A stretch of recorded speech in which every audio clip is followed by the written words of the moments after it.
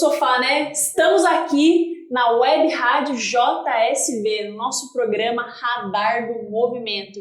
E hoje, como ainda estamos em tempos de pandemia, quarentena, por mais que o nosso programa seja relacionado ao movimento, eu imagino como que está a sua cabecinha aí na sua casa, vivendo vários fatores emocionais. E eu vou trazer uma temática bem interessante, tá? Qual é a relação da emoção e o movimento, né? E eu trouxe um convidado mega especial, que é o Luiz Fernando Santos Troas, mais conhecido como Fininho, professor de Educação Física, formado em 2006. Faz tempo. Faz tempo, é ótimo. Tempo. Agradeço muito por ter vindo Obrigado. hoje. Eu escolhi ele por conta de várias especializações que ele tem e o mestrado, né, em Educação Física na São Judas Tadeu, em São Paulo. São Paulo, perfeito, 2018. Fininho. Muito obrigada, viu? Eu que agradeço o convite. Hoje. Fico muito honrado de estar aqui com você. A gente já trabalhou um pouco junto há um tempo atrás. E fiquei muito lisonjeado pelo convite. Estou aqui para a gente conversar o que você quiser. Olha só, hein? Esse Fininho é bem conhecido na cidade, hein? Escuta o que ele tem para falar hoje nesse tema tão interessante, né, Fininho? E uma das coisas que eu queria trazer de temática, né, é que eu tenho observado bastante, quando você observa o movimento da pessoa, fala, ai, que pessoa descoordenada, ai, que falta de movimento. Você tem noção o quanto o sistema nervoso central dessa pessoa pode estar? Né, Fininho? Fala um pouquinho para a galera entender, né, a relação, né, do sistema nervoso central e o movimento do indivíduo. O sistema nervoso central, ele é dividido em algumas partes, né? E quando a gente lida direto com o movimento, nós temos principalmente dois tipos de ações que podem vir do sistema nervoso central. A primeira é aquele movimento voluntário que você quer fazer, tá? Que você faz naturalmente. Eu quero fazer um agachamento, eu quero fazer uma flexão, eu quero fazer uma corrida. Então, o seu cérebro, o seu sistema nervoso central manda aquela informação através de um impulso nervoso até chegar no músculo que ele quer contrair e executar o movimento. Basicamente é assim que acontece, né? Muito básico, na verdade o processo é um pouco mais complexo e aprofundado do que isso. E tem alguns gestos motores que são voluntários, mas são automáticos. Por exemplo, o dirigir. Ninguém pensa, eu vou acelerar, vou mudar de marcha, já acaba se transformando em uma coisa automática. Mas toda essa mensagem vem do sistema nervoso central. O caminhar, você não pensa, eu tenho que transferir meu corpo para frente, eu tenho que contrair tal músculo, isso sai de maneira natural. E tem uma outra coisa que o pessoal às vezes esquece, que é a ação reflexa. Tá? Esse também é uma coisa que vem do sistema nervoso, mas é uma ação que não chega, por exemplo, no cérebro. É uma ação que sai muitas vezes de um estímulo, de uma sensação que você sente, por exemplo, de queimar, colocar a mão no fogo ou de pisar num prego. O sistema nervoso manda uma mensagem, só que essa mensagem ela não vai até o cérebro para ser traduzida e mandar uma resposta para o músculo contrair. Tá? Então, esse tipo de movimento que a gente faz de tirar é um sistema de proteção que tem no nosso corpo. Nós fazemos uma contração muscular, por exemplo, de tirar a mão de um fogo, de puxar a perna quando a gente pisa num prego, mas essa resposta bate na coluna, na medula e já manda uma resposta direta. A gente não interpreta aquela informação, então nosso corpo ele responde de maneira protetora para poder tirar a mão, que aquilo pode te machucar. Depois você vai entender que aquela mensagem através dos nervos, das sensações, que você se machucou, que queimou, mas tem essa resposta rápida. Mas o que a gente lida, nós profissionais de educação física, é principalmente com o movimento voluntário. Aquilo que a pessoa sabe o que ela está fazendo, que ela entende o que ela está fazendo, que ela quer fazer e acaba fazendo aquele movimento. É nisso que a gente principalmente trabalha. Então, o Fininho ele tem uma vasta experiência, né? Para mim, é uma das modalidades assim bem complexas, que é o step. Já viu? Eu fico imaginando várias pessoas assim, o comando, né, de voz, comando visual, né, Fininho? Você já deve ter visto de tudo, Sim. Né? E é por isso que eu quero tentar relacionar, principalmente o fator emocional com o movimento. Sabe quando uma pessoa chega, por exemplo, na sua aula estressada, tem relação, o movimento dela vai ser ruim, o movimento dela vai ser mais difícil de realizar? Pode acontecer e acontece muito, né? Esses aspectos emocionais que a pessoa pode ter, o professor, ele primeiramente tem que saber interpretar isso e não tratar o aluno apenas como o reprodutor de movimento, né? Aquele aluno chega, se dá aquela aula sem se preocupar com outros fatores, outras variáveis que afetam o aluno. Então, vamos pegar o exemplo do STEP que você falou. O STEP é uma modalidade que exige bastante coordenação, tá? E o professor fica dando estímulos o tempo todo, como você disse, visuais, auditivos e até de estímulos, de feedback para o aluno. E já aconteceu de alunos que eram de intermediário para avançado no STEP chegarem num dia ou por causa de estresse de trabalho ou por causa de ter acontecido alguma briga em casa ou alguma coisa, qualquer outro fator que possa gerar estresse, gerar desconforto na pessoa, ela chega, muitas vezes vai para atividade física, como todo mundo fala que atividade física é importante para desestressar, mas muitas vezes ela não consegue realizar um determinado movimento ou fazer uma aula com a eficiência que ela fazia antes por causa de um estresse, por causa de estar preocupado. Outras aulas, por exemplo, uma aula de alongamento, uma aula de pilates, que você exige um pouco mais de concentração, de ter um pouco mais de consciência corporal, se o seu pensamento não estiver focado no que o seu corpo está fazendo, aquilo afeta diretamente o próprio movimento. Então, nós da área de educação física, a gente tem que levar em consideração que essa parte emocional, essa parte psicológica, ela é importantíssima e afeta diretamente o movimento. O rendimento, se for pensar em atleta também, a gente sabe que afeta bastante, mas é totalmente direcionado quando a gente fala de movimento, não só fazer o movimento de maneira física, mas pensar em outros aspectos que podem influenciar o movimento. Influenciar o movimento, né? Explica um pouquinho esse conceito de consciência corporal, né? Que eu vejo bastante gente falando, né?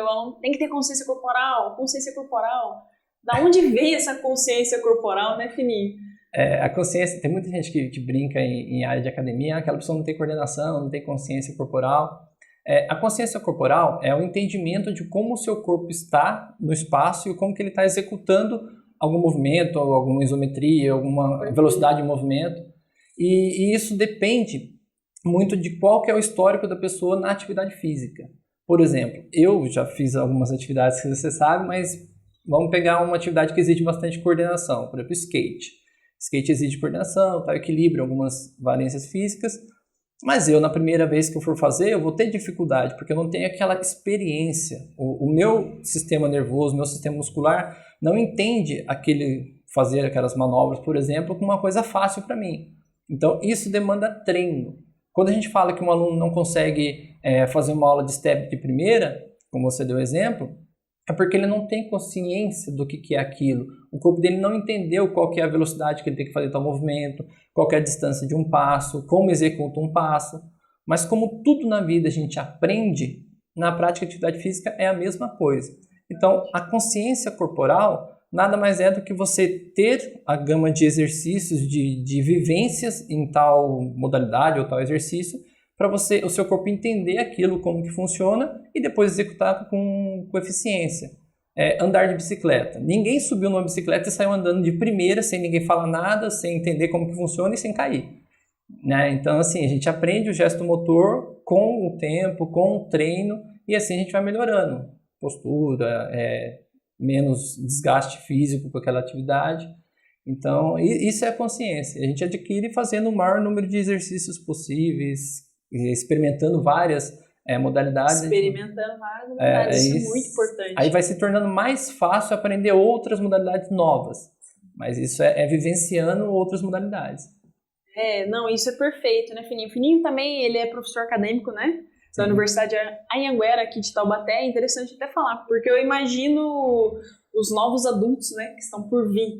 Porque, querendo ou não, a infância da maioria da nossa geração foi com o movimento, né? Então, muito movimento. Os adultos que estão chegando vão chegar com mais dificuldade, né? Isso eu tenho alguns amigos que trabalham na área escolar e a gente conversa, até no próprio mestrado a gente conversou com algumas pessoas que estão mais nessa linha escolar, que não é a minha atuação, e a gente vê, a nossa experiência era o quê? Subir no muro, subir em árvore, correndo, descalço, jogando bola em vários terrenos diferentes, o corpo fica de várias maneiras, planta bananeira e faz isso e rola na areia. Então, assim, é uma gama de experiência que a gente acaba adquirindo que torna mais fácil o adulto ser melhor de consciência corporal, vamos dizer assim. ele é mais adaptável a experiências, a movimentos novos, porque ele teve uma gama de experiência no seu passado.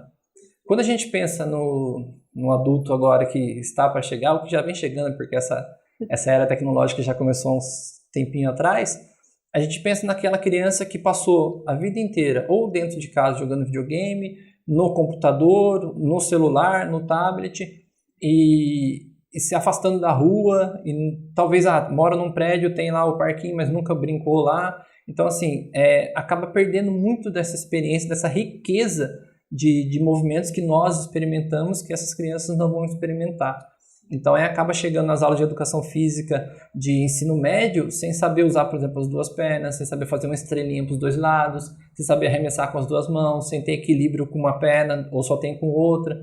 Então, são possibilidades que a gente vai trabalhando quando a gente é criança, sem pensar na educação física, no dia a dia mesmo, que muitas crianças hoje em dia não vão, depois que forem adultos, não vão ter essa experiência corporal, vamos dizer assim. Né? Perfeito. E isso acontece e é muito preocupante. É preocupante. E é interessante, né, Fininho? Um fator que eu gosto de falar bastante, que é o fator motivação, né? Tem como se explicar um pouquinho, né? Existem vários tipos de motivação e a pessoa ser motivada, por exemplo, a realizar determinado movimento, será que auxilia ao movimento ser feito com mais qualidade, né? Porque tem pessoas que são não têm autoconfiança, não têm essa motivação. A motivação tem algumas linhas, alguns autores que dizem que são divididas em duas, né? Que é a motivação extrínseca e a intrínseca, que eu já vou falar o que é, e algumas linhas que seguem que são três: a extrínseca, a intrínseca e a motivação, ou desmotivação, tá? Uma delas é a teoria da autodeterminação, que é a mais falada no mundo inteiro hoje em dia. A motivação ou desmotivação é aquela pessoa que não sai do lugar para fazer nada, independente do que é incentivo para ela, se é dinheiro, se é prêmio, se é o ego, se é fama, ela não tem aquela vontade de fazer nada, tá? Mas o que mais é falado são realmente as duas motivações. A extrínseca, que de maneira geral a pessoa só vai fazer alguma coisa se tiver algum fator externo que traga alguma coisa para ela. Então, um médico falar para ela que é importante fazer atividade física. Às vezes ela não gosta, mas faz porque o médico mandou. Então, é um fator externo que está influenciando ela. Eu faço alguma atividade física porque eu quero fama, por exemplo. Eu faço para elevar meu ego. Eu faço para receber dinheiro. Aí tem alguns atletas que são assim. Eu faço só porque se tiver dinheiro. Ou troféu, ou premiação, alguma coisa assim. Se não tiver, eu não faço. Então, ele só vai fazer alguma modalidade, algum exercício físico se tiver algum retorno. Vamos pensar assim. A motivação intrínseca, que é uma coisa que nós também buscamos nas pessoas, é aquela que vem de dentro, que é inerente, que a pessoa faz porque ela tem satisfação, porque ela tem prazer em fazer. Então, aí você vê pessoas que, independente se está chovendo, se está frio, se é caro, se é longe, vai fazer aquela atividade, aquela modalidade, porque ela gosta. Independente se ela vai ganhar uma coisa, se o corpo vai ficar de tal jeito, se vai ter benefício ou não, ela gosta de fazer. Isso, quando a pessoa tem esse tipo de motivação, é muito mais fácil para a gente de trabalhar, seja pensando em atleta, seja pensando em criança. Muita gente, você deve ter ouvido já também alunos falar, mas por que eu vou fazer isso se eu não gosto? Eu não gosto de fazer tal modalidade, mesmo sabendo os benefícios, mas eu não quero. Então, assim, é difícil para a gente. E alguns alunos, e a gente tem que entender o quê? O aluno não gosta de determinada modalidade, tem muitos professores que forçam essa pessoa a fazer, sabe? Isso pode machucar a pessoa porque ela não vai fazer concentrada, ela vai estar fazendo injuriado, nossa, não quero fazer, aí fica pensando em outra coisa, aí esquece da postura, esquece do movimento, esquece da concentração. Isso seja uma aula coletiva, seja na musculação, seja no personal, isso acontece. Então, assim, o que a sociedade tem tentado fazer para as pessoas? Entender que a atividade física ela é importante, achar com que as pessoas achem uma atividade que ela goste, primeiramente, tá? Para depois ela começar, você gosta de caminhada? Então vamos fazer caminhada. Aí você tem o suporte do profissional de educação física para te fazer a planilha ou programar os seus treinos, e depois você pode falar, você precisa de uma atividade de força, que tal você fazer essa modalidade? Você precisa alongar, que tal fazer isso pelo menos uma vez, 2 vezes por semana, pensando em qualidade de vida. Tá? Né? Mas a gente sabe que um descuido na hora de fazer um movimento, principalmente os movimentos que tem sobrecarga, um descuido, não está concentrado, não está afim de fazer, pode gerar uma lesão, pode gerar uma queda, pode gerar até uma fratura ou alguma coisa mais grave. Então, a motivação ela é importante, primeiro, para a pessoa iniciar, tá? É muito difícil as pessoas iniciarem, mas é mais difícil ainda as pessoas ficarem, tá? Fazendo atividade física.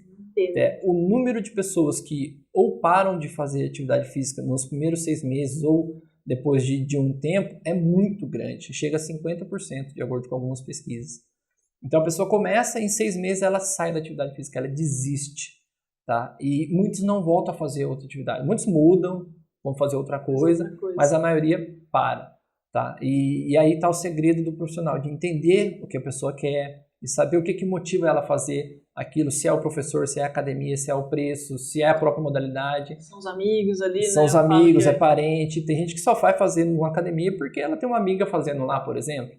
E o professor tem que entender isso, tem que conhecer os seus alunos. Então não é só aquele professor que vai lá, dá aula, é estrela e pronto e sai, sabe? Para mim, ser profissional de educação física, ser professor vai muito além disso, de conhecer o aluno, de saber, ele chegou diferente, está mais quieto, aconteceu alguma coisa, você pode até perguntar, ele pode não falar, mas você tem que deixar o aluno naquele espaço. Se ele te der abertura, você tem que dar aquele acolhimento.